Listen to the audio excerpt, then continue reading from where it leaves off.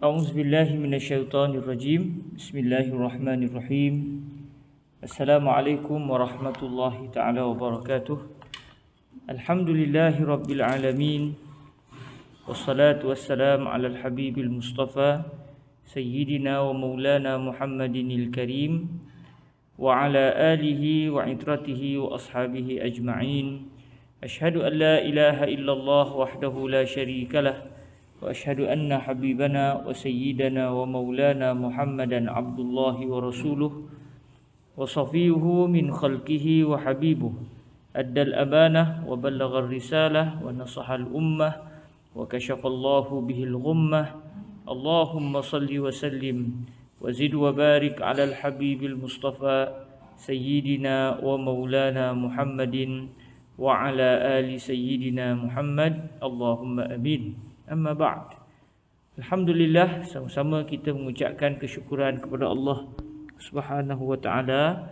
Dengan keizinan daripada Allah, Allah Azza wa Jalla telah merezekikan kepada kita kebaikan yang berterusan, iaitu dapat sama-sama kita membaca hadis Rasulullah sallallahu alaihi wasallam. Semoga Allah terus menerus memberikan kebaikan kepada kita di dalam mendalami sabdaan mulia Sayyiduna Rasulullah sallallahu alaihi wasallam, dan semoga apa yang kita lakukan ini akan membawa keberuntungan buat diri kita di akhirat kelak Allah Azza wa Jal. Allahumma amin. Dan moga-moga bukan sekadar di akhirat saja, bahkan di dunia juga kita mendapat kebahagiaan sebagaimana yang kita doakan saban hari. Rabbana atina fid dunya hasanah wa fil akhirati hasanatan wa qina adzabannar. Kita memohon kepada Allah Azza wa Jal untuk kita mendapat kebaikan di dunia, mendapat kebaikan di akhirat, dan sama-sama beroleh rahmat di syurga Allah Subhanahu wa taala kelak. Allahumma amin. Para hadirin yang dirahmati Allah Subhanahu wa taala, sebagaimana biasa sebelum kita memulakan pembacaan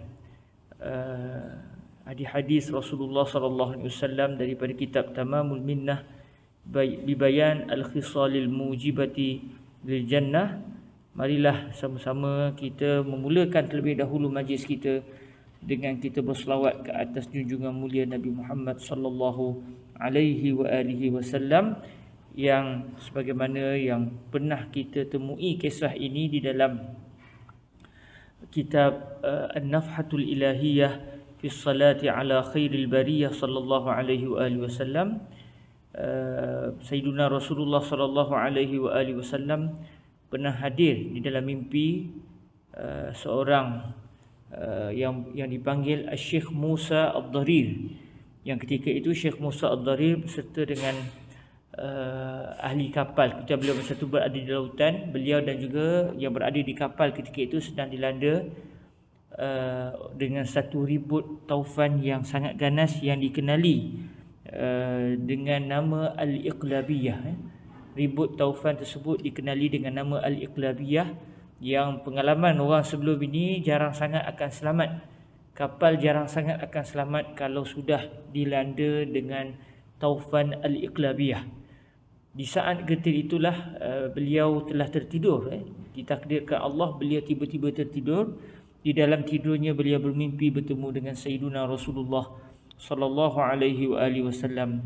Lalu Sayyiduna Rasulullah sallallahu alaihi wasallam meminta beliau mengajak ahli kapal untuk berselawat dengan selawat yang bakal kita bacakan sebentar nanti.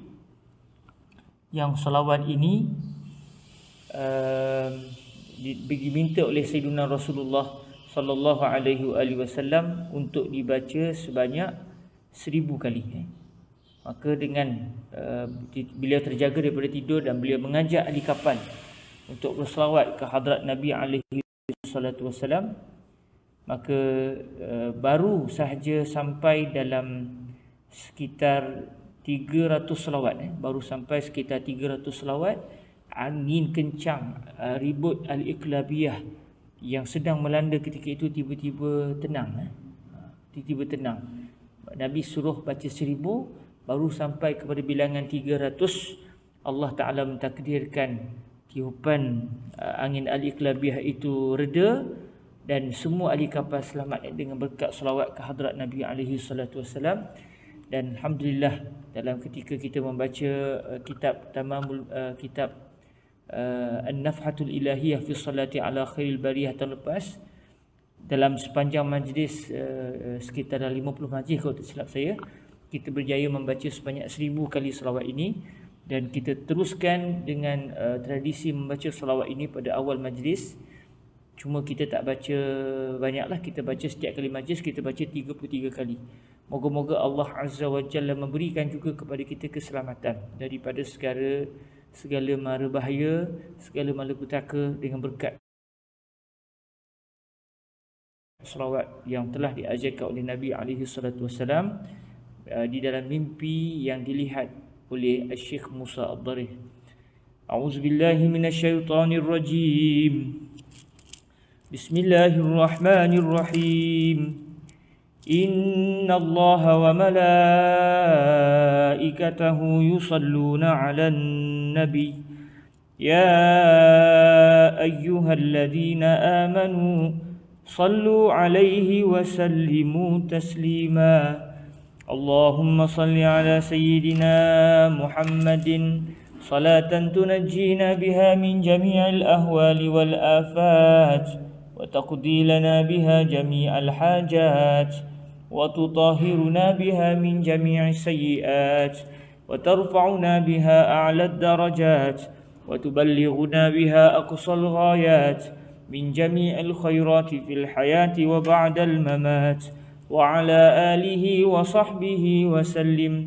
اللهم صل على سيدنا محمد صلاة تنجينا بها من جميع الأهوال والآفات وتقضي لنا بها جميع الحاجات وتطهرنا بها من جميع السيئات وترفعنا بها أعلى الدرجات وتبلغنا بها أقصى الغايات من جميع الخيرات في الحياة وبعد الممات وعلى آله وصحبه وسلم. اللهم صل على سيدنا محمد صلاة تنجينا بها من جميع الأهوال والآفات وتقضي لنا بها جميع الحاجات وتطهرنا بها من جميع السيئات وترفعنا بها أعلى الدرجات وتبلغنا بها أقصى الغايات من جميع الخيرات في الحياة وبعد الممات وعلى آله وصحبه وسلم. اللهم صل على سيدنا محمد صلاة تنجينا بها من جميع الأهوال والآفات وتقضي لنا بها جميع الحاجات وتطهرنا بها من جميع السيئات وترفعنا بها أعلى الدرجات وتبلغنا بها أقصى الغايات من جميع الخيرات في الحياة وبعد الممات وعلى آله وصحبه وسلم.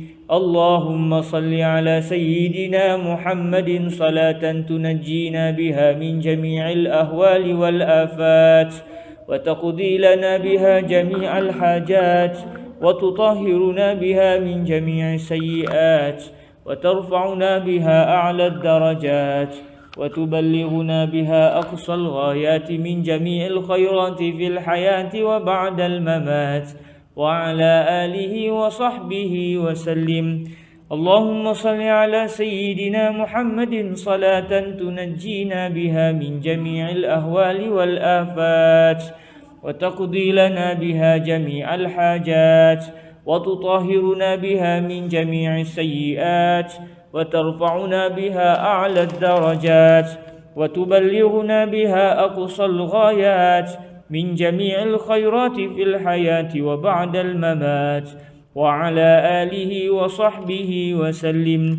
اللهم صل على سيدنا محمد صلاة تنجينا بها من جميع الأهوال والآفات وتقضي لنا بها جميع الحاجات وتطهرنا بها من جميع السيئات وترفعنا بها أعلى الدرجات وتبلغنا بها أقصى الغايات من جميع الخيرات في الحياة وبعد الممات وعلى آله وصحبه وسلم. اللهم صل على سيدنا محمد صلاة تنجينا بها من جميع الأهوال والآفات، وتقضي لنا بها جميع الحاجات، وتطهرنا بها من جميع السيئات، وترفعنا بها أعلى الدرجات، وتبلغنا بها أقصى الغايات من جميع الخيرات في الحياة وبعد الممات، وعلى آله وصحبه وسلم. اللهم صل على سيدنا محمد صلاة تنجينا بها من جميع الأهوال والآفات، وتقضي لنا بها جميع الحاجات، وتطهرنا بها من جميع السيئات، وترفعنا بها أعلى الدرجات، وتبلغنا بها أقصى الغايات من جميع الخيرات في الحياة وبعد الممات، وعلى آله وصحبه وسلم. اللهم صل على سيدنا محمد صلاة تنجينا بها من جميع الأهوال والآفات، وتقضي لنا بها جميع الحاجات، وتطهرنا بها من جميع السيئات، وترفعنا بها أعلى الدرجات، وتبلغنا بها أقصى الغايات من جميع الخيرات في الحياة وبعد الممات، وعلى آله وصحبه وسلم. اللهم صل على سيدنا محمد صلاة تنجينا بها من جميع الأهوال والآفات، وتقضي لنا بها جميع الحاجات، وتطهرنا بها من جميع السيئات، وترفعنا بها أعلى الدرجات، وتبلغنا بها أقصى الغايات من جميع الخيرات في الحياة وبعد الممات، وعلى آله وصحبه وسلم. اللهم صل على سيدنا محمد صلاة تنجينا بها من جميع الأهوال والآفات، وتقضي لنا بها جميع الحاجات، وتطهرنا بها من جميع السيئات، وترفعنا بها أعلى الدرجات، وتبلغنا بها أقصى الغايات من جميع الخيرات في الحياة وبعد الممات، وعلى آله وصحبه وسلم. اللهم صل على سيدنا محمد صلاة تنجينا بها من جميع الأهوال والآفات، وتقضي لنا بها جميع الحاجات، وتطهرنا بها من جميع السيئات، وترفعنا بها أعلى الدرجات، وتبلغنا بها أقصى الغايات من جميع الخيرات في الحياة وبعد الممات، وعلى آله وصحبه وسلم. اللهم صل على سيدنا محمد صلاة تنجينا بها من جميع الأهوال والآفات، وتقضي لنا بها جميع الحاجات، وتطهرنا بها من جميع السيئات، وترفعنا بها أعلى الدرجات، وتبلغنا بها أقصى الغايات من جميع الخيرات في الحياة وبعد الممات، وعلى آله وصحبه وسلم. اللهم صل على سيدنا محمد صلاة تنجينا بها من جميع الأهوال والآفات، وتقضي لنا بها جميع الحاجات، وتطهرنا بها من جميع السيئات، وترفعنا بها أعلى الدرجات، وتبلغنا بها أقصى الغايات من جميع الخيرات في الحياة وبعد الممات، وعلى آله وصحبه وسلم. اللهم صل على سيدنا محمد صلاة تنجينا بها من جميع الأهوال والآفات، وتقضي لنا بها جميع الحاجات، وتطهرنا بها من جميع السيئات، وترفعنا بها أعلى الدرجات، وتبلغنا بها أقصى الغايات من جميع الخيرات في الحياة وبعد الممات، وعلى آله وصحبه وسلم. اللهم صل على سيدنا محمد صلاة تنجينا بها من جميع الأهوال والآفات، وتقضي لنا بها جميع الحاجات، وتطهرنا بها من جميع السيئات وترفعنا بها أعلى الدرجات وتبلغنا بها أقصى الغايات من جميع الخيرات في الحياة وبعد الممات وعلى آله وصحبه وسلم.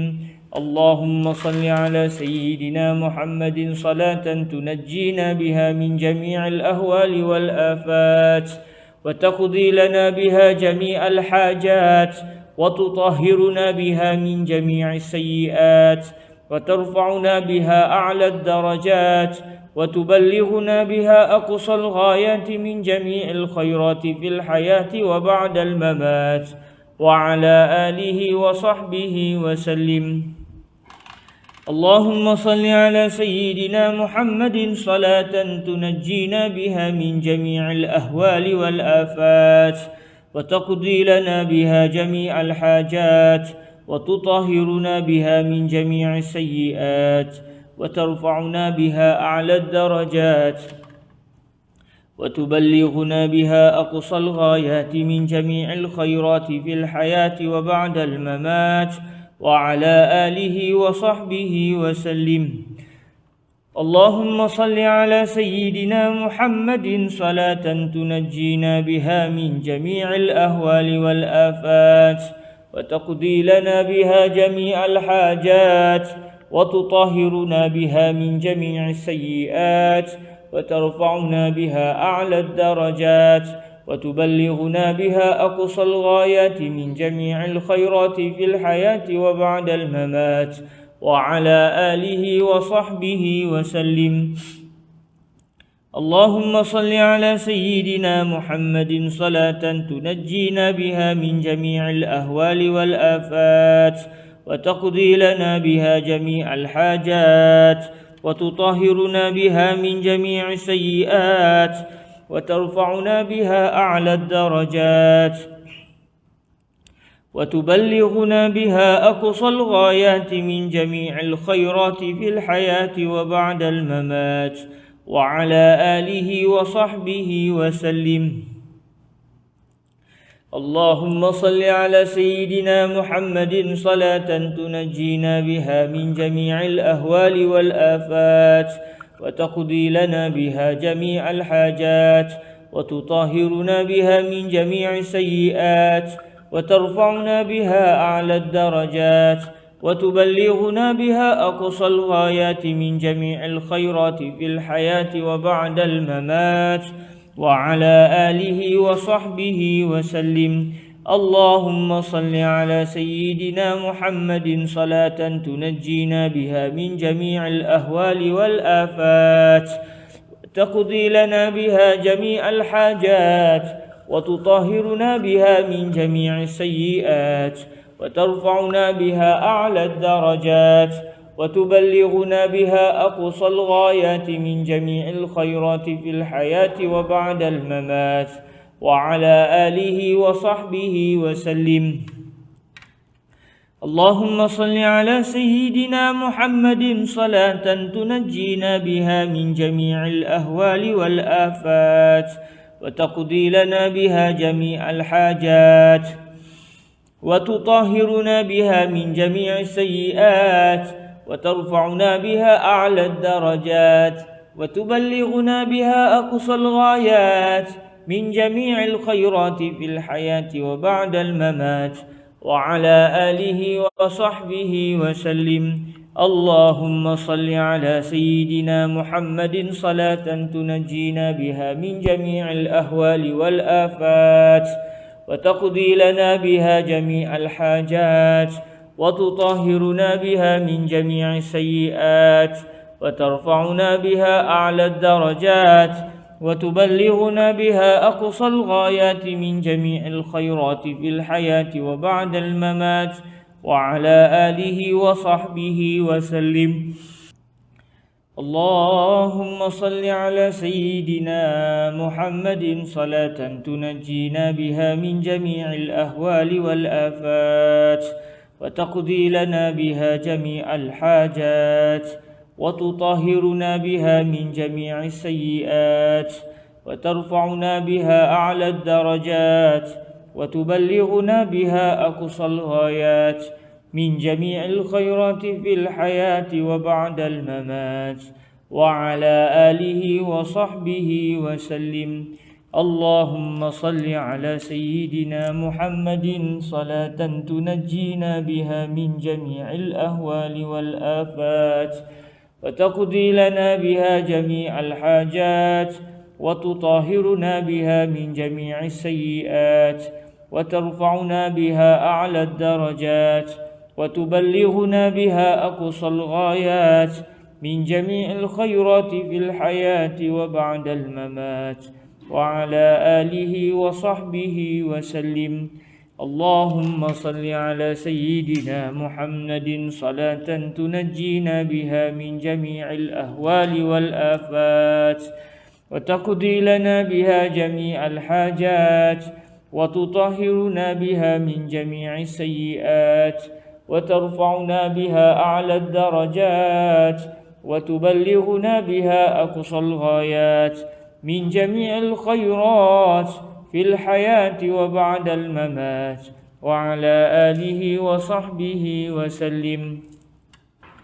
اللهم صل على سيدنا محمد صلاة تنجينا بها من جميع الأهوال والآفات وتقضي لنا بها جميع الحاجات وتطهرنا بها من جميع السيئات وترفعنا بها أعلى الدرجات وتبلغنا بها أقصى الغايات من جميع الخيرات في الحياة وبعد الممات وعلى آله وصحبه وسلم.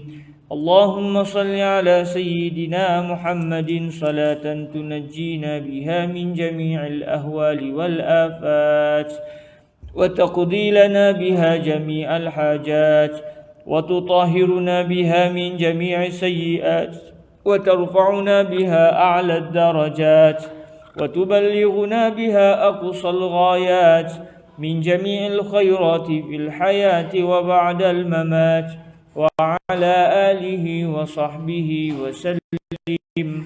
اللهم صل على سيدنا محمد صلاة تنجينا بها من جميع الأهوال والآفات وتقضي لنا بها جميع الحاجات وتطهرنا بها من جميع السيئات وترفعنا بها أعلى الدرجات وتبلغنا بها أقصى الغايات من جميع الخيرات في الحياة وبعد الممات وعلى آله وصحبه وسلم.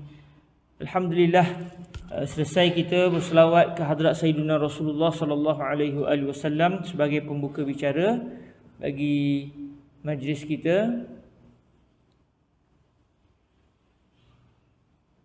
Apa-apa pun, alhamdulillah kita bersyukur kepada Allah Subhanahu Wa Taala kerana kita masih dapat meneruskan majlis. Tadi terputus sebenarnya kita dah berselawat bermula pada pukul 3 tadi dan akhirnya terputus. Jadi insya-Allah kita akan teruskan dengan link yang baru untuk meneruskan majlis pembacaan Tamamul Minnah bi Bayanil Khisalil Mujibatil Jannah. Semoga Allah Subhanahu Wa Taala memudahkan urusan kita dalam baca kitab ini biiznillah. Al-Fatihah kita hadiahkan kepada Syekh Abdullah Ibnu Muhammad As-Siddiq Al-Ghumari, pengarang kitab Tamamul Minnah bi Bayanil Khisalil Mujibatil Jannah. Al-Fatihah lah. A'udzubillahi minasyaitonir rajim. Bismillahirrahmanirrahim. Alhamdulillahi rabbil alamin. Ar-Rahmanir Rahim. Maliki yaumiddin.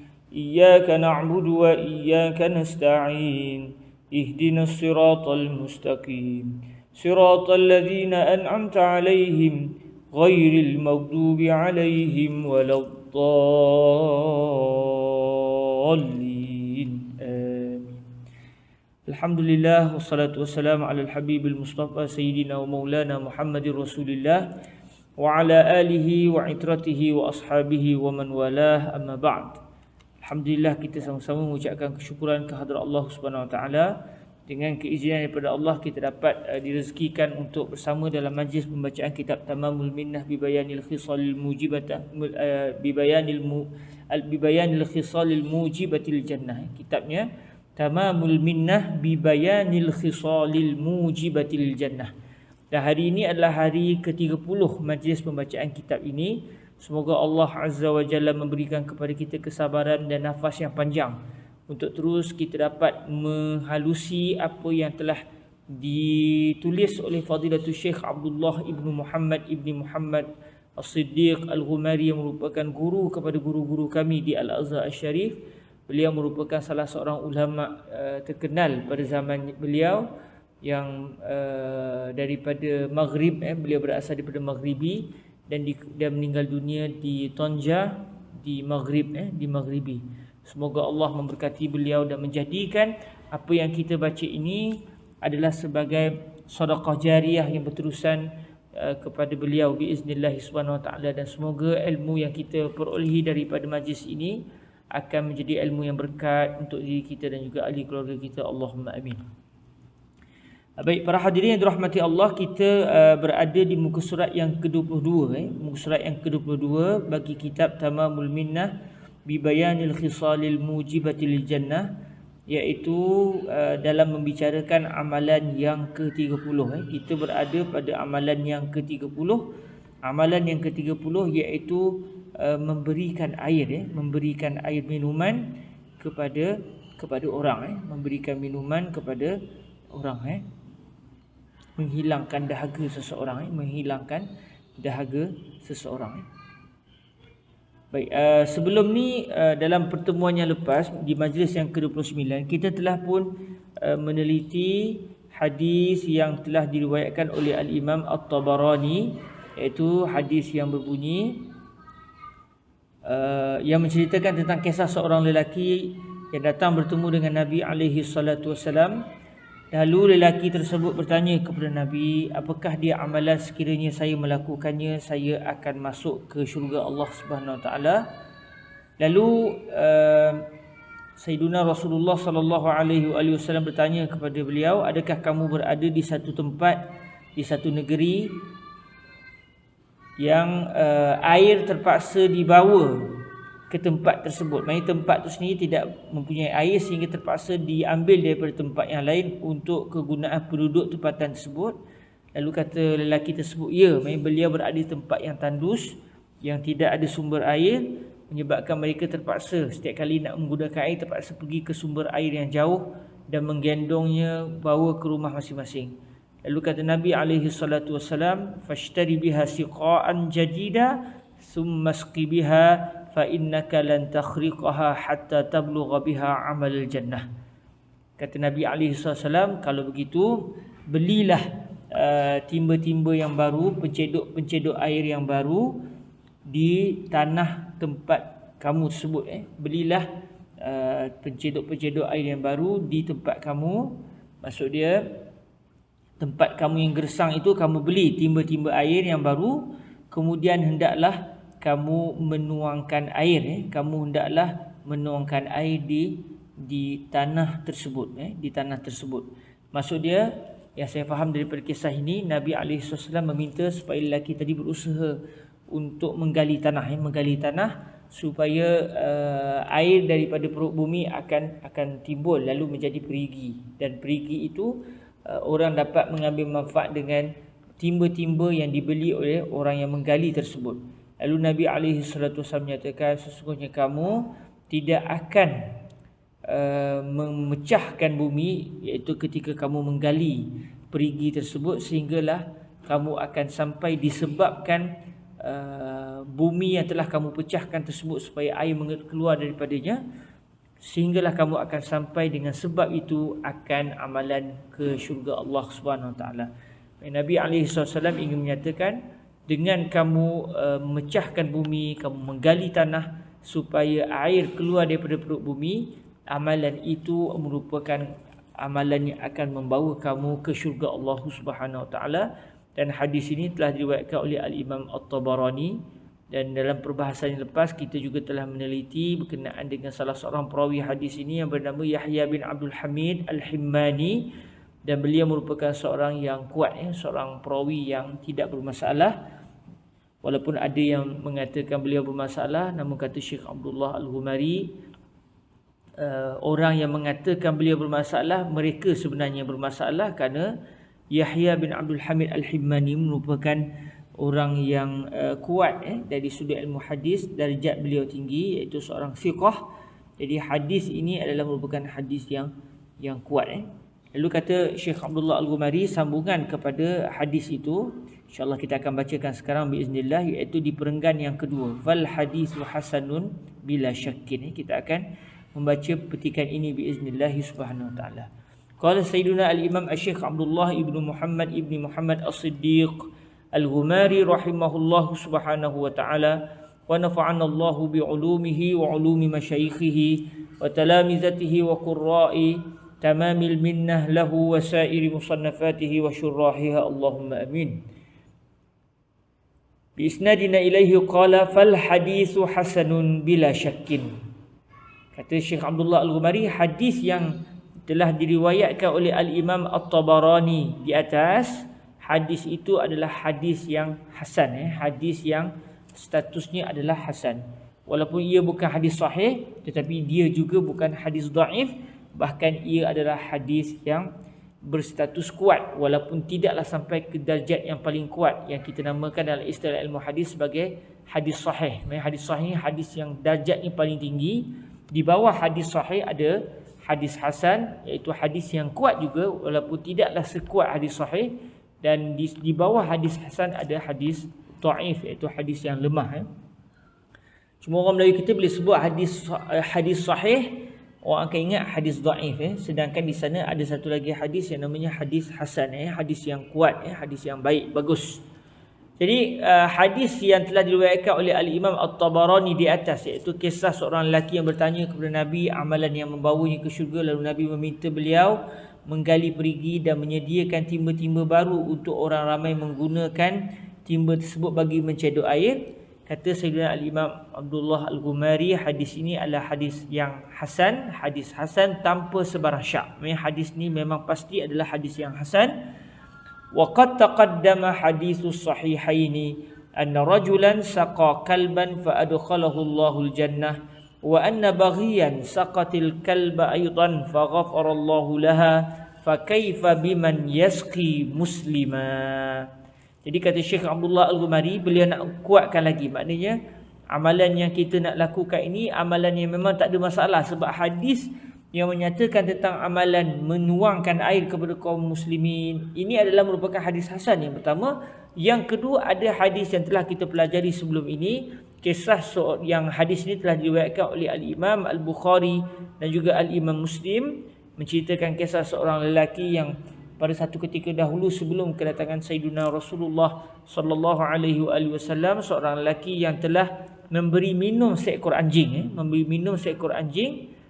Lalu Allah Azza wa Jalla telah memasukkan lelaki tersebut ke dalam syurga dengan sebab amalan ini, memberikan minuman kepada seekor anjing. Dan kita semua tahu anjing merupakan binatang yang berada pada kategori an-najasah al-mughallazah, merupakan najis yang berat, sehingga cara pembersihannya dalam mazhab Imam Asy-Syafi'i iaitu hendaklah sesuatu yang bernajis disebabkan anjing, sama ada terkena najis anjing atau terkena kencing anjing atau dijilat oleh anjing, atau benda itu telah disentuh oleh anjing dalam keadaan anjing itu basah atau benda itu basah atau kedudunya basah.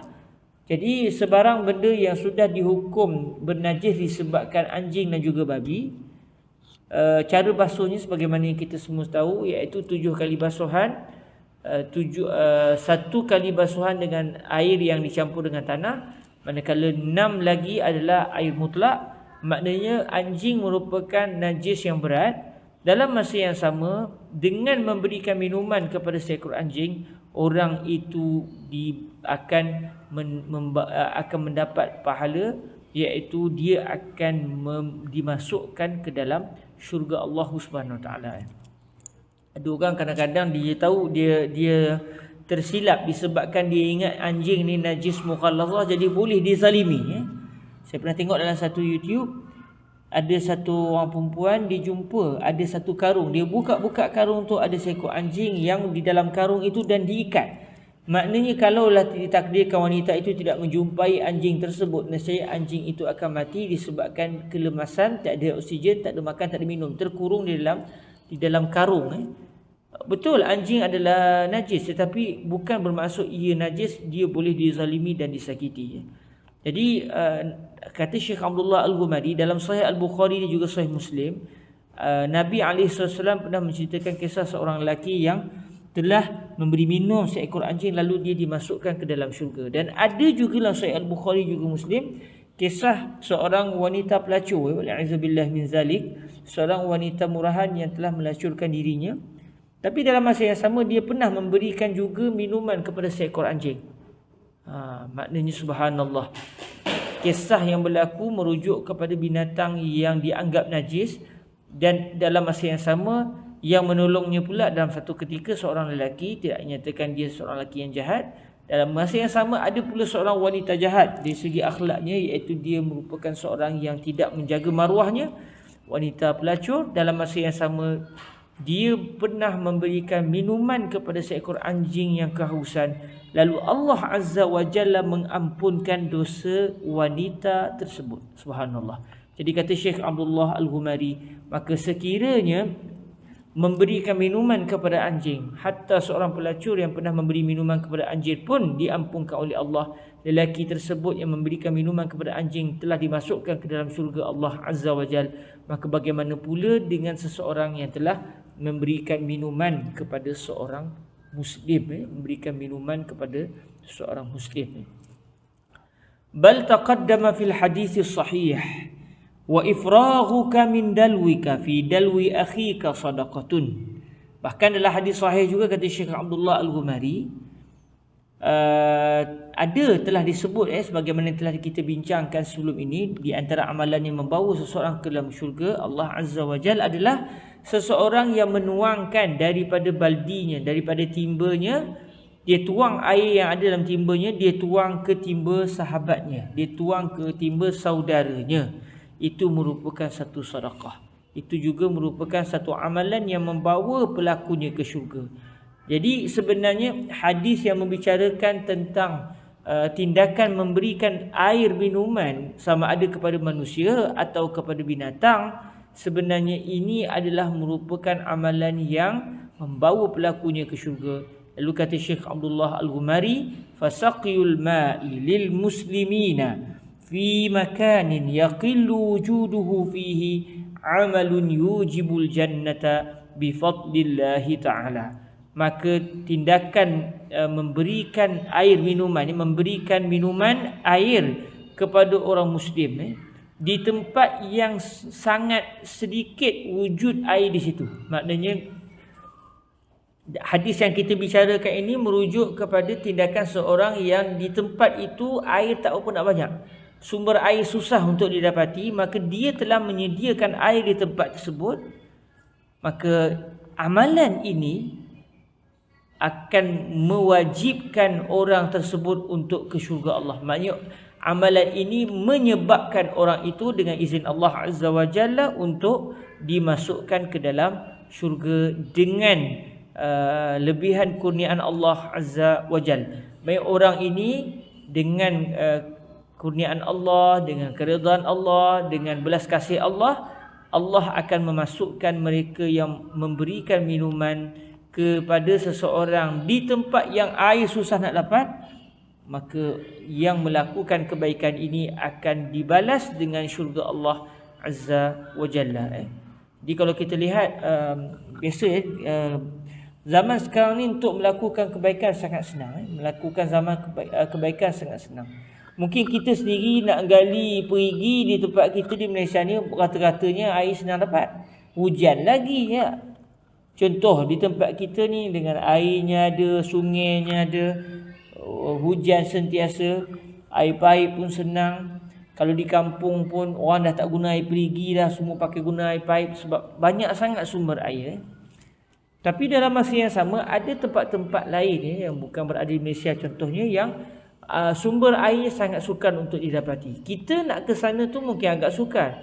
Namun subhanallah, Allah Azza wa Jalla memudahkan kita pada zaman hari ini untuk melakukan kebaikan.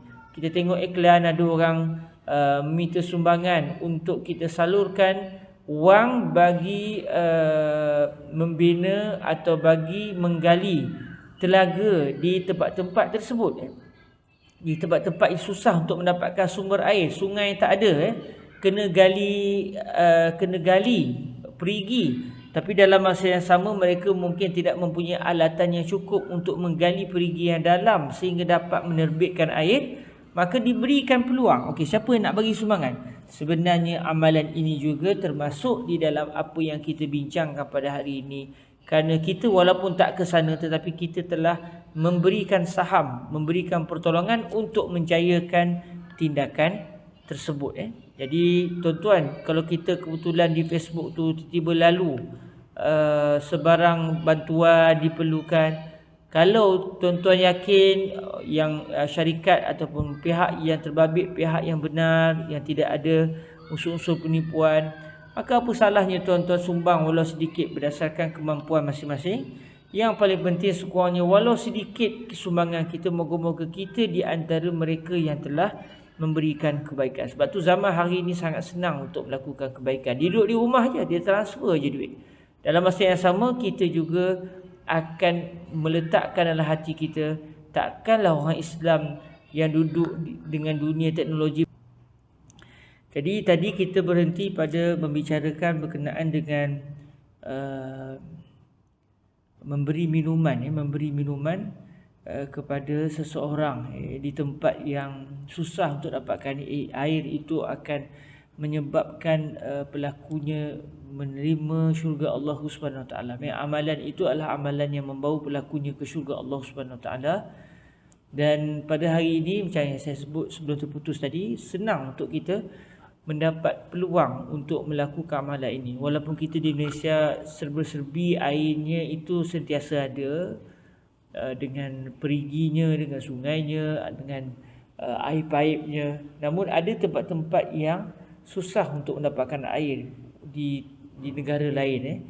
Jadi sebarang usaha untuk menyediakan sumber air bersih kepada kaum muslimin, kepada orang ramai di tempat-tempat yang pelbagai yang susah untuk dapatkan air, sumbangan ke arah itu moga-moga ia termasuk juga di dalam erti kata memberikan minuman kepada orang di tempat yang sukar untuk mendapatkan minuman.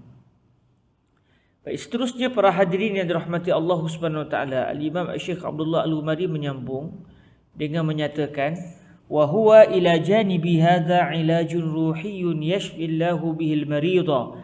Rawal Baihaqi fi Syu'abil Iman an Ali ibn al-Hasan ibn Syafiq qala sami'tu Abdullah ibn al-Mubarak wa sa'alahu rajulun ya Aba Abdurrahman qarhatun kharajat fi rukbati munzu 7 sinin wa qad 'alajtu bi anwa'il 'ilaj wa sa'altu al-atibba'a falam antafi'. قال اذهب فانظر موضعا يحتاج الناس إلى الماء فيه فاحفر هناك بئرا فإني أرجو أن تنبع هناك عين ويمسك عنك الدم ففعل الرجل فبرأ. Jadi kata Syekh Abdullah Al-Umari, selain daripada air, menyediakan air di tempat yang sukar orang mendapatkan sumber air bersih merupakan amalan yang bermanfaat kepada orang, amalan yang membawa pelakunya ke syurga. Tapi dari sudut yang lain,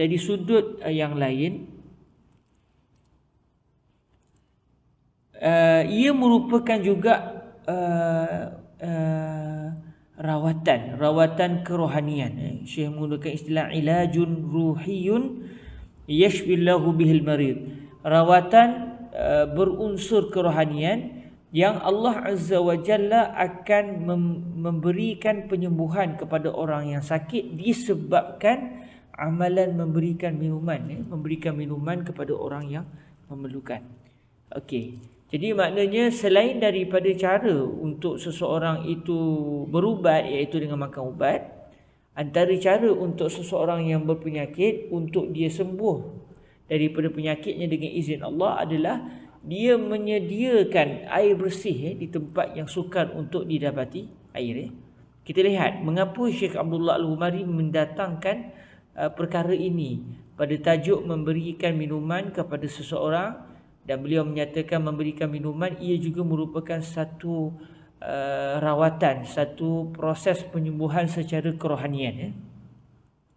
Kata beliau, Al-Imam Al-Baihaqi radhiyallahu taala anhu di dalam kitab beliau yang berjudul Syu'abul Iman. Imam Al-Baihaqi ada banyak kitab, antaranya kitab yang berjudul Syu'abul Iman. Dalam kitab tersebut Al-Imam Al-Baihaqi telah meriwayatkan daripada seorang perawi yang bernama Ali bin Al-Hasan bin Syafiq. Beliau telah berkata, saya telah mendengar Sayyiduna Abdullah ibn Mubarak, seorang ulama yang terkenal, seorang ulama tabi'in yang terkenal, iaitu Sayyiduna Abdullah ibn Mubarak. Kata Ali bin Al-Hasan bin Syafiq, saya telah mendengar Abdullah bin Al-Mubarak dalam keadaan beliau telah ditanya oleh seorang lelaki. Ada satu orang lelaki tanya kepada Sayyiduna Abdul Rahman ibn Mubarak. Kata lelaki tersebut, wahai bapa Abdul Rahman. Ini kunyah ataupun kita kata gelaran Sayyiduna Abdullah ibn Mubarak. Wahai bapa kepada Abdul Rahman. Mungkin beliau memang ada anak kandung nama Abdul Rahman. Saya tak pasti saya tepatnya, tapi orang Arab kadang-kadang memberikan kunyah atau gelaran yang didahului dengan kalimah bapa atau ibu atau anak ni. Kadang-kadang memang contoh macam sini bapa kepada Abdul Rahman. Kadang-kadang memang beliau ada anak sungguh, kadang-kadang tak ada pun, tetapi digelar seperti itu. Wahai bapa kepada Abdul Rahman, iaitu wahai Abdullah ibn Mubarak. Saya, kata lelaki tersebut, saya mempunyai kudis yang bernanah. Saya mempunyai kudis yang bernanah. Qarhatun ni maknanya asalnya kawasan tu luka, dan akhirnya luka itu menyebabkan akhirnya kawasan itu jadi bernanah. Jadi keluar air bisa, keluar air yang berbau busuk. Jadi kita kata dalam bahasa Melayu kita nanah lah. Maknanya luka yang dulunya luka, kemudian akhirnya bernanah kawasan tersebut. Kata lelaki tadi, ada satu nanah keluar daripada lutut saya. Beliau mempunyai satu penyakit, iaitu lutut beliau sentiasa mengeluarkan nanah. Dulu pernah luka lah, kawasan tu pernah luka. Lukanya dah tak ada, tetapi yang di kawasan itu jadi bernanah. Tak sembuh lah. Keluar daripada lutut saya, kata lelaki tadi, semenjak 7 tahun yang lepas. Sudah 7 tahun lamanya saya menghadapi masalah ini. Bila keluar nanah tu maknanya berbaunya, pakaian jadi kotor, orang jadi tak selesa. Jadi lelaki ini dia menghadapi penyakit ini, dan dia dirundung malang lah istilah kita, semenjak 7 tahun. Dan kata lelaki ini, wa qad alajtu bi anwa'il ilaj. Saya dah berubat dengan macam-macam jenis perubatan. Saya dah tanya kepada para doktor, para tabib, tetapi saya langsung tidak mendapatkan manfaat sampai ke hari ini. Maknanya dah macam-macam cuba cara berubat. Ubat begini tak jadi-jadi. Jumpa doktor tu, jumpa doktor ni, tak menjadi juga. Akhirnya beliau jumpa dengan Sayyidina Abdullah ibn Mubarak, tanya, saya nak buat apa sekarang? Lalu kata Syekh Abdullah ibn Mubarak, kata beliau, pergilah, kamu pergi dan kamu lihat tempat yang memerlukan, penduduk di situ memerlukan kepada air. Kamu pergi sekarang ni, kamu pergi ke mana-mana tempat yang kamu dapati tempat itu orang perlukan air di situ, tapi sumber air tak ada. Fahfir hunaka bi'ra. Lalu apabila kamu dah jumpa tempat yang orang di situ tak ada sumber air dan mereka memang memerlukan air, maka kamu galilah perigi di situ. Maka kata Syekh Abdullah, kata Al-Imam Abdullah ibn Mubarak, saya sesungguhnya mengharapkan supaya akan keluar mata air daripada tempat yang kamu gali. Sebab kadang-kadang mungkin kita gali tak keluar air. Jadi kata Syekh Abdullah Ibn Mubarak, saya mengharapkan kamu bila menggali itu harap-harap akan keluarlah sumber air di situ, dan moga-moga saya juga mengharapkan agar darah itu akan dipegang, maksudnya akan disekat daripada kamu. Moga-moga kamu tidak akan lagi mengeluarkan darah campur dengan nanah daripada kamu punya lutut, daripada lutut kamu. Jadi saya harapkan dengan moga-moga air itu keluar daripada perigi, orang dapat mengambil manfaat, dan moga-moga Allah Azza wa Jalla akan menyembuhkan kamu, lalu tak lagi keluar darah campur dengan nanah daripada lutut kamu. Akhirnya lelaki tersebut sebagaimana diriwayatkan oleh Al-Imam Al-Baihaqi di dalam kitab Syu'abul Iman, lelaki tersebut telah melakukan saranan Sayyiduna Abdullah Ibn Mubarak, lalu akhirnya lelaki tersebut sembuh. Jadi daripada sinilah Syekh Abdullah Ibn Muhammad As-Siddiq Al-Ghumari menyatakan bahawa dengan kita memberikan menyediakan sumber air, menyediakan minuman, menyediakan air kepada manusia di tempat yang susah nak dapat air, maka sebenarnya selain daripada kita telah memberikan kemudahan kepada orang, memberikan kebahagiaan kepada orang, dan kita sendiri di akhirat pun akan dapat manfaat, iaitu kita akan dimasukkan ke dalam syurga. Selain daripada dua manfaat ini, orang yang sakit juga insya-Allah akan sembuh penyakitnya dengan sebab dia memberikan minuman kepada orang yang memerlukan minuman. Maksudnya sebagaimana orang yang memerlukan air akhirnya dipenuhi hajatnya, maka moga-moga yang menyediakan air juga dipenuhi hajatnya. Jadi kalau kita dah ada penyakit, atau ahli keluarga kita ada penyakit, dah ubat macam-macam tak menjadi-jadi, maka cuba cara ni, iaitu kita cuba cari mana-mana tempat yang memerlukan sumber air, dengan kita bersedekah, kita menyediakan air di tempat tersebut, sama ada kita sendiri yang gali ke, atau kita menghulurkan bantuan, menghulurkan sumbangan supaya projek air di tempat-tempat tersebut dapat dilaksanakan dengan baik ke. Moga-moga kita menjadikan ini sebagai salah satu cara untuk penyakit yang dihinggapi, yang dideritai oleh seseorang itu sembuh biiznillah subhanahu wa ta'ala. Tapi kalau kita dah cuba juga tak juga sembuh, maknanya ini adalah takdir daripada Allah subhanahu wa ta'ala. Kerana kadang-kadang ada juga amalan yang biasanya boleh membawa kepada kesembuhan dengan izin Allah, tapi tak sembuh juga, maknanya itu mungkin takdir Allah. Kerana orang yang diuji Allah juga sebenarnya padanya kebaikan, kerana dengan kesabaran yang dia hadapi itu akan mengangkat lagi darjatnya di sisi Allah. Dan Allah juga berfirman, wallahu yuhibbus sabirin. Allah suka kepada orang yang sabar. Jadi siapa yang ada penyakit, siapa yang menghadapi penyakit, dah usaha macam-macam tak sembuh-sembuh juga, maka antara cara yang kita dapat belajar daripada hari ini, daripada kisah yang didatangkan oleh Syekh Al-Imam Al-Baihaqi dalam kitab Syu'abul Iman, adalah dengan kita mencari tempat-tempat yang tidak ada sumber air, yang sukar untuk didapati air di situ, dalam keadaan orang memerlukan air di situ, lalu kita memberi ataupun kita menyumbang, ataupun kita sendiri yang turun padang untuk menggali sumber air di situ dan menyediakan air di situ. Kalau kita contoh, moga-moga termasuk jugalah, moga-moga termasuk juga dalam kata ini. Contoh di masjid-masjid kadang-kadang disediakan air minuman, air minuman, air galian. Kadang-kadang ada setengah masjid dia masih lagi menggunakan tong-tong botol tu. Jadi mungkin caranya adalah kita beli air mineral dalam bentuk botol tu untuk diletakkan di masjid untuk minuman para jemaah. Moga-moga itu juga termasuk di dalam amalan yang membawa kepada kita dikabulkan hajat dari sudut penderitaan yang kita dan juga ahli keluarga kita hadapi. Diambil peluanglah, kerana ini satu peluang. Moga-moga Allah Subhanahu Wa Taala memberikan kesembuhan kepada siapa saja. Macam tadi kisahnya 7 tahun dah. Maksudnya 7 tahun ni sepatutnya dah orang dah putus asa lah kalau ikut adatnya. 7 tahun dah jumpa macam-macam doktor, tak sembuh-sembuh juga. Jadi dengan akhirnya beliau bertanya kepada Syekh Abdullah bin Mubarak.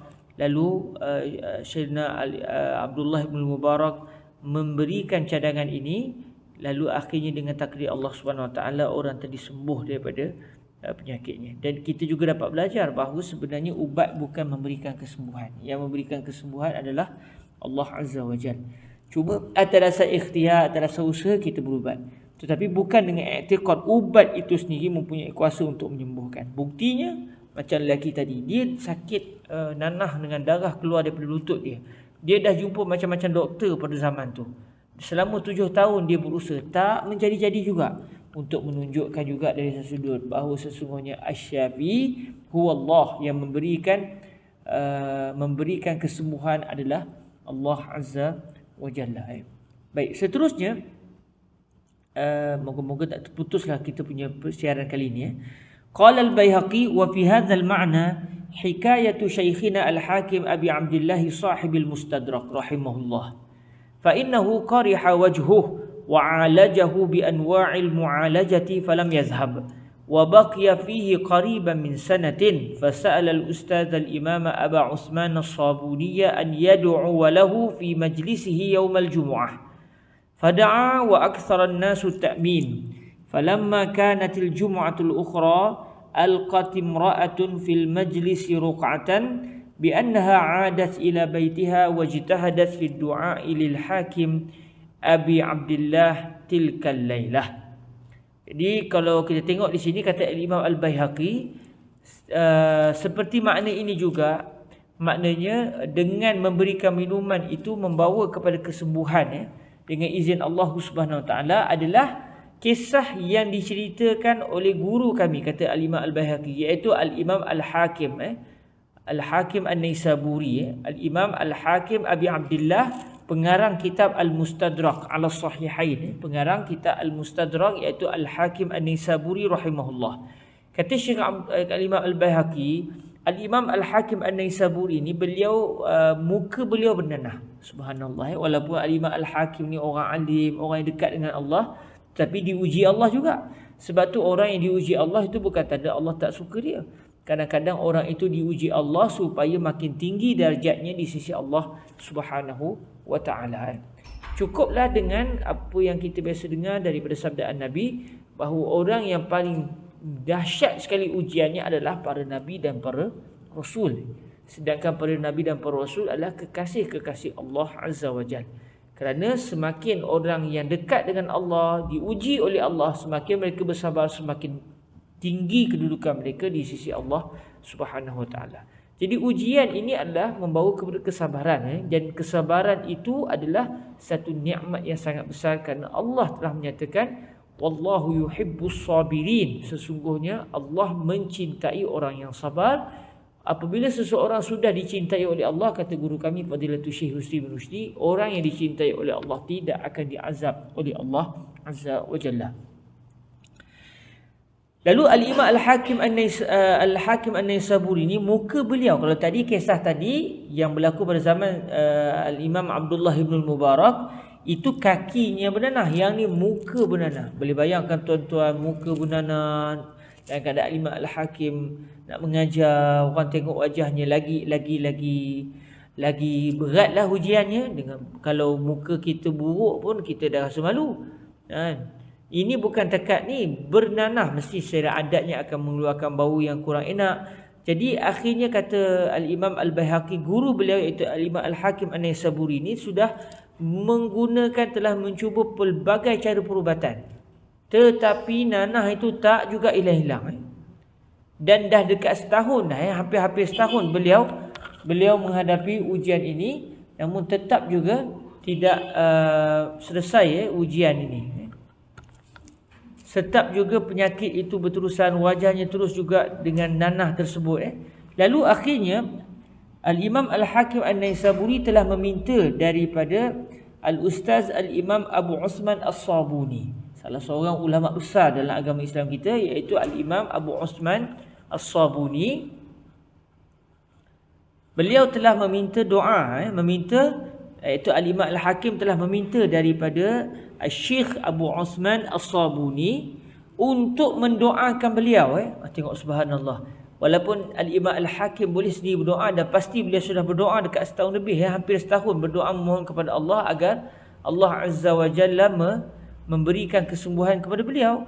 Namun dalam masa yang sama beliau meminta juga doa daripada Al-Imam Abu Usman As-Sabuni. Di sinilah kita dapat lihat erti at-tawassul, iaitu memohon kepada orang lain agar orang itu mendoakan kebaikan kita, mendoakan kebaikan kita.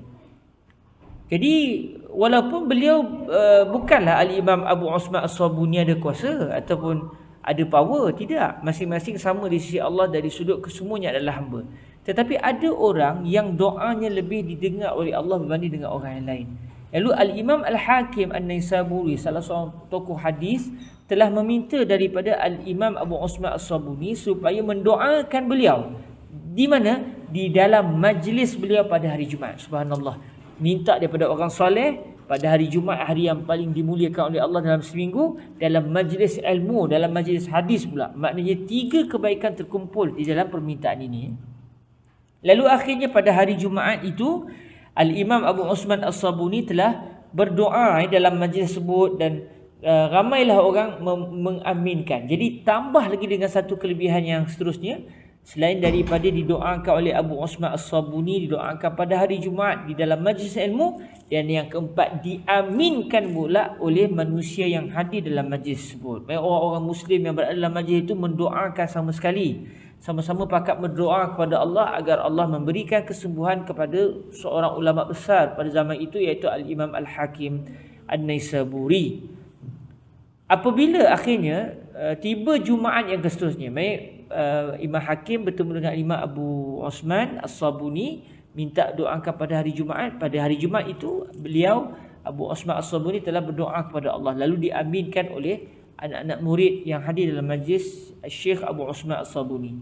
Jumaat yang seterusnya, setelah berlalu seminggu, ada seorang wanita yang hadir dalam majlis tersebut sudah melemparkan, istilah Arab dipanggil al-qad, iaitu melemparkan. Cuma bukan masuk melempar dia lontar lah, maknanya dia telah memberikan satu helaian, satu kepingan kertas, dan dalam kertas itu tertulis apa? Tertulis di kertas itu si wanita ini telah menulis bi annaha 'adat ila baitiha. Wanita ini telah kembali ke rumahnya, iaitu pada hari Jumaat yang lepas. Hari Jumaat lepas beliau juga hadir dalam majlis yang Sayyidina Al-Imam Abu Usman As-Sabuni mendoakan Al-Imam Al-Hakim An-Naisaburi. Lalu wanita itu yang juga ada dalam majlis itu akhirnya pulanglah ke rumah pada Jumaat yang lepas, dan beliau telah bersungguh-sungguh memohon doa kepada Allah Azza wa Jalla pada malam tersebut. Maksudnya pada malam Sabtu, pada malam Sabtu. Pada malam hari Sabtu. Maksudnya pada hari Jumaat, malam itu majlis berlaku pada siang Jumaat. Pada malam Sabtu itu wanita tadi sudah bersungguh-sungguh memohon kepada Allah agar Allah memberikan kesembuhan kepada Al-Imam Al-Hakim An-Naisaburi. Subhanallah. Maknanya tidak cukup hanya mendoakan dalam majlis, tetapi wanita ini malam itu beliau bangun berqiyamul lail memohon kepada Allah, bersungguh-sungguh memohon kepada Allah agar Allah memberikan kesembuhan kepada Al-Imam Al-Hakim An-Naisaburi. Lalu pada malam itu fara'at fi manamiha Rasulullah sallallahu alaihi wa alihi wasallam ka'annahu yaqulu laha quli li Abi Abdillah yuwassi'ul ma'a 'alal muslimin. Jadi wanita itu malam itu dalam surat, dalam kertas itu yang beliau sampaikan dalam majlis itu, dalam surat itu tertulis selepas beliau bersungguh-sungguh berdoa kepada Allah pada malam Jumaat, pada malam Sabtu yang lepas, beliau pada malam itu telah bermimpi bertemu dengan Sayyiduna Rasulullah sallallahu alaihi wasallam. Seakan-akan dalam mimpi tersebut Rasulullah telah bersabda kepada beliau, kepada wanita tadi, sebutlah kepada Abu Abdillah, iaitu Al-Imam Al-Hakim An-Naisaburi, yuwassi'ul ma'a 'alal muslimin. Hendaklah Al-Imam Al-Hakim An-Naisaburi melapangkan air ke atas kaum muslimin. Maknanya menyediakan, memudahkan kaum muslimin untuk mendapatkan sumber air. Lalu kata Al-Imam Al-Baihaqi, qala Al-Baihaqi, faji'tu birruk'ati ila Al-Hakim fa amara bi siqayatin buniyat ala babi darihi wa hina faraghu min bina'iha amara bi sabbil ma'i fiha wa taraha al-jamda bi sukunil jim as-salja fil ma'i wa akhadha an-nasu fi syurbi fama marra usbu'un hatta dhahara asy-shifa wa zalat tilkal quruh wa 'ada wajhu ila ahsani ma kan wa 'asha ba'da dhalika sinin. Jadi Al-Imam Al-Baihaqi yang ada dalam majlis Al-Imam As-Sabuni ketika itu, sewaktu surat ataupun kepingan ataupun helaian kertas itu dibaca, yang di dalam surat itu menceritakan kisah wanita tadi bermimpi bertemu dengan Nabi alaihi salatu wasalam. Lalu Al-Imam Al-Imam Al-Baihaqi telah mengambil kertas itu dan beliau telah membawa kertas itu bertemu guru beliau, iaitu Al-Imam Al-Hakim An-Naisaburi yang menderita nanah di muka beliau. Lalu apabila Al-Imam Al-Hakim An-Naisaburi membaca kisah ini dan bagaimana wanita itu bermimpi bertemu dengan Nabi dan Rasulullah telah meminta supaya Al-Imam Al-Hakim An-Naisaburi memudahkan penyediaan air kepada kaum muslimin, lalu akhirnya beliau telah meminta supaya dibina tempat takung air, dibina tempat tadah air, tempat takung air di pintu rumah beliau sendiri. Maknanya di luar rumah beliau diminta supaya didirikan macam kolah begitulah, kalau kita masuk Melayu, macam kolah begitu untuk dibina kolah supaya nanti akan dimasukkan air ke dalamnya. Jadi dia jadi macam kolah air lah. Lalu akhirnya kolah itu pun dibina berhadapan dengan pintu rumah Al-Imam Al-Hakim An-Naisaburi. Apabila mereka yang membina kolah itu selesai membinanya, Al-Imam Al-Hakim An-Naisaburi telah menyuruh supaya orang menuangkan air ke dalam kolah tersebut, ke dalam takungan air tersebut. Dan beliau juga telah mencurahkan ais batu, ais. Maknanya bukan sekadar orang dapat minum air, tetapi air yang penuh kedinginan. Maknanya kita boleh bayanglah zaman tu tak ada peti ais. Orang boleh minum air ais ni memang seronok betul lah. Jadi bukan semata-mata dapat minum air, tetapi air yang sudah sejuk. Lalu akhirnya orang pun datang untuk dapat minum air tersebut. Sebab Imam Al-Hakim memang nak sediakan air itu, siapa-siapa nak ambil silakan. Lalu akhirnya orang pun datang mengambil air tersebut. Kata Al-Imam Al-Baihaqi, murid kepada Al-Imam Al-Hakim An-Naisaburi, kata beliau, akhirnya tidak berlalu seminggu, tak sampai seminggu, kalau ikut bahasa kita tak sampai seminggu pun, akhirnya apa yang berlaku, telah mula nampak ada kesan-kesan positif pada wajah Sayyidina Al-Imam Al-Hakim An-Naisaburi. Nampak penyakit itu dah macam nak sembuh, dan akhirnya hilanglah nanah tersebut, telah terzahir yang Allah Ta'ala telah memberikan kesembuhan kepada Al-Imam Al-Hakim An-Naisaburi, dan segala nanah-nanah yang ada pada wajah beliau pun hilang, dan wajah beliau sudah kembali elok, bahkan lebih bagus, lebih indah daripada wajah beliau sebelum itu. Maknanya sebelum beliau dapat penyakit tu, selepas dapat sakit hilang, wajah beliau lebih berseri berbanding dengan wajah beliau sebelum ditimpa penyakit yang membawa kepada nanah di wajah beliau. Dan akhirnya Al-Imam Al-Hakim An-Naisaburi hidup selepas itu beberapa tahun sebelum beliau meninggal dunia. Maknanya subhanallah, dengan menyediakan air seminggu saja Allah Azza wa Jalla telah menzahirkan kemuliaan, memberikan minuman kepada kaum muslimin dengan penyakit Al-Imam Al-Hakim An-Naisaburi sembuh dengan izin Allah Subhanahu wa ta'ala. Okey, alhamdulillah selesai kita membicarakan berkenaan dengan kisah ini. Dua kisah yang didatangkan oleh Syekh Abdullah Al-Ghumari yang menceritakan tentang bagaimana menyediakan sumber air kepada orang yang memerlukan air, itu selain daripada orang itu dibalas syurga, selain pada kaum muslimin gembira dengan nikmat tersebut, orang yang menyumbangkan itu juga mendapat manfaat dari sudut apa? Dari sudut dia akan diberikan kesembuhan dengan izin Allah, iaitu kalau Allah izinkan biiznillah subhanahu wa ta'ala. Jadi insya-Allah dalam pertemuan akan datang kita akan baca sedikit, sebab Syekh Abdullah Al-Ghumari akan sentuh sedikit di bahagian hujung perbahasan ini, iaitu apabila tadi kalau kita perasan wanita yang hadir dalam majlis Al-Imam Abu Osman As-Sabuni. Jadi beliau nak menyatakan sebenarnya wanita tak bermasalah untuk hadir dalam majlis-majlis ilmu. Semenjak pada zaman dulu lagi wanita hadir dalam majlis-majlis ilmu. Okey, tapi oleh kerana perbahasan ni agak-agak panjang dan tadi pun kita dah menghadapi handset saya bermasalah sampai 3 kali majlis, 3 kali siri kita buat. Jadi insya-Allah kita berhenti setakat ini dahulu biiznillah subhanahu wa taala. Minggu depan kita sambung sikit lagi di dalam membicarakan komentar Syekh Abdullah Al-Ghumari pada perbahasan adakah wanita boleh hadir dalam majlis-majlis ilmu. Kita hari ini selesailah, kita semua sedia maklum apa masalah wanita hadir dalam majlis ilmu.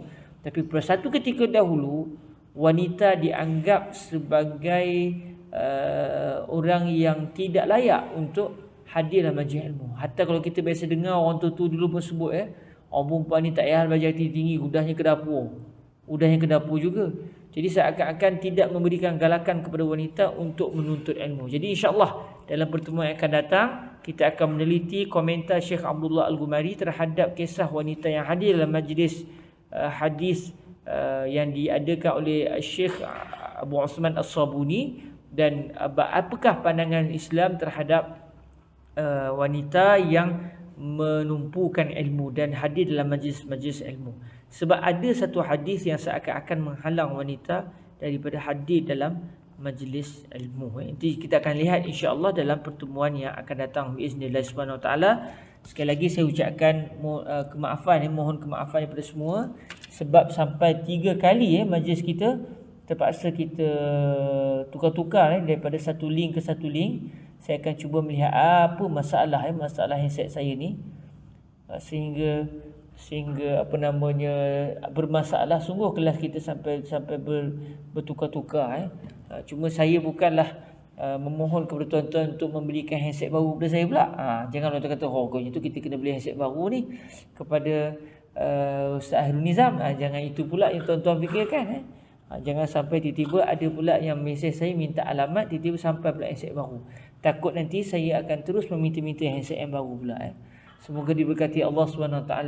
Semoga majlis kita terus mendapat manfaat dan kebaikan biiznillah subhanahu wa taala. Mohon kemaafan di atas segala kekurangan. Kita tangguhkan majlis kita dengan selawat ke hadrat baginda Rasulullah sallallahu alaihi wa alihi wasallam. Allahumma salli afdal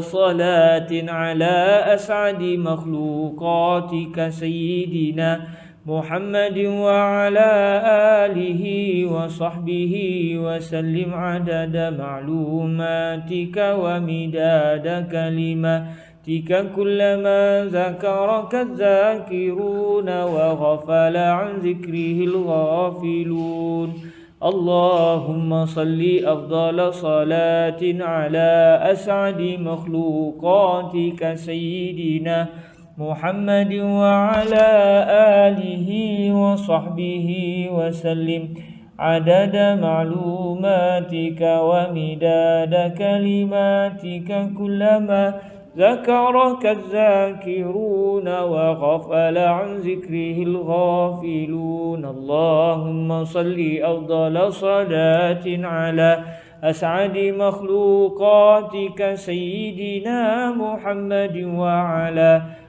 آله وصحبه وسلم عدد معلوماتك ومداد كلماتك كلما ذكرك الذاكرون وغفل عن ذكره الغافلون. سبحانك اللهم وبحمدك أشهد أن لا إله إلا أنت أستغفرك وأتوب إليك. بسم الله الرحمن الرحيم. والعصر إن الإنسان لفي خسر إلا الذين آمنوا وعملوا الصالحات وتواصوا بالحق وتواصوا بالصبر. Jazakumullahu khairan. Terima kasih semuanya. Aku qauli hadza wa astaghfirullah li wa lakum. Assalamualaikum warahmatullahi wabarakatuh.